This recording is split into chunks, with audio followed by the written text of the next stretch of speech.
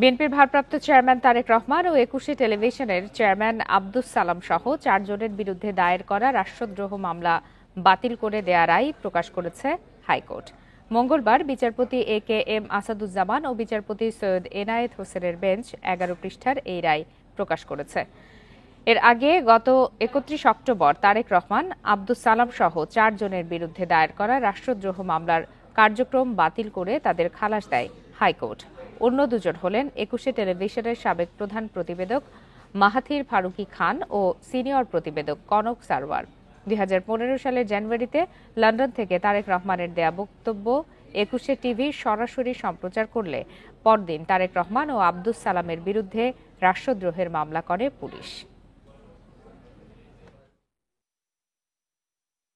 রাষ্ট্রদ্রোহের মামলা করতে গেলে গভর্নমেন্টের অনুমোদন নিতে হয়, সেটাও নেওয়া হয়নি।